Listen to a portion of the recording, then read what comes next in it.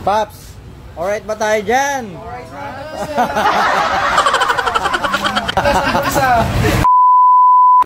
11:48 PM. 49 na. Magto-12 pa lang. May tao na sa shop. Nakapila na. Babago pa lang ako matutulog. Ba't gabi ka na? Ba't gabi ka na nakarating? Hindi ngayon talaga pumunta.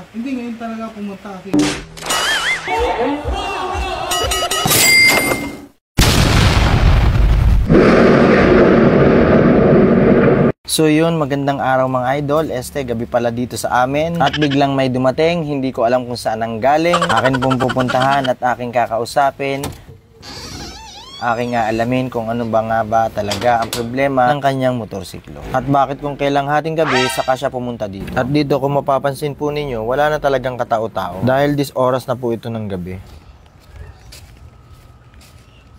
Yan mga idol, titignan ko lang yung customer namin. Kasi kawawa naman, maghihintay daw doon sa shop ng oras pa lang, alas 12 pa lang.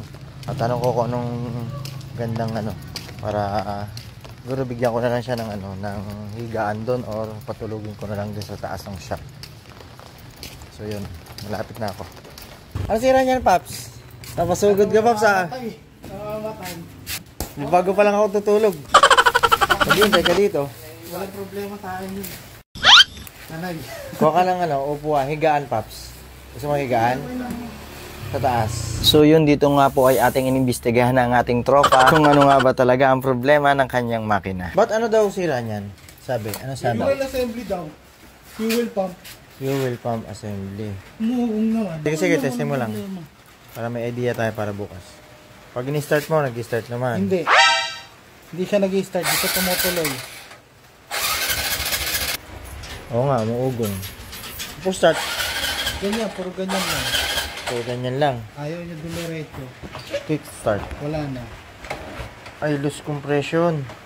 After nga nag-diagnose, nagkaganyan. Loose compression. Walang to.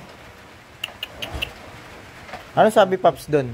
Ayun nga daw, ito. Hindi daw nakakapag ng gas papunta rin. Ayun ang diagnose nila. Ayun sabi nila sa akin. Malalaman natin bukas. For the meantime, harap tayo matulugan mo. Naaawa ako sa'yo. Maghihintay ka pa ng Okay lang yan. Kapag galing, Paps, pala? Boundary pa ng Taytay Pasig. Layo pa. Oo. May floodway ka, Paps? Banda? Floodway mismo.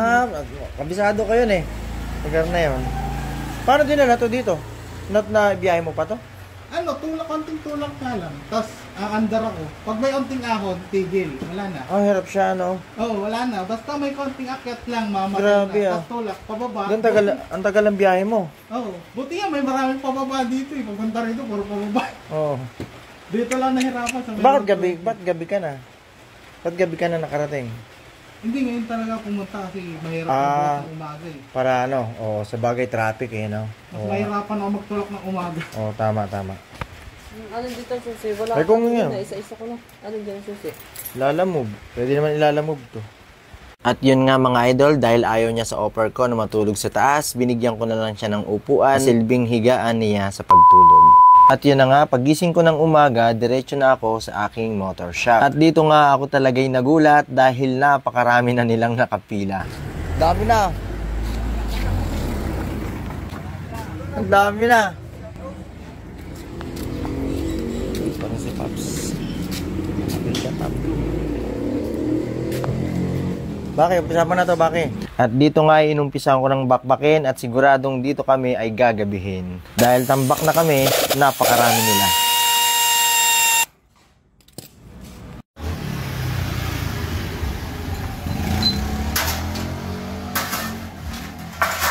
Isa. Bawal na pila. Paps, saan ka pa galing, Paps? Montalban, Rizal. Ikaw, Paps? Alokan. Ikaw, Paps? Ito lang, malapit sa'yo. Malapit lang. Kapit bahay. Ikaw, Paps? Cavite? Yun, malayo. Ikaw, Paps? Bagong Silang. Ikaw, Paps? Floodway. Dito na natulog to si Paps. Malala ang tama. Ang kanyang makina. Ayan ang isa. Ito isa. Stock up. to, hindi na gumagalaw. Punong-puno na yan ang carbon. Makinis to, dapat ganyan. Kaso nangyari, puro carbon na ang kapal. Ang tigas oh. Kaya ngayon nag-stack up na dito. Tapos parado din to, yung mga butas na yan.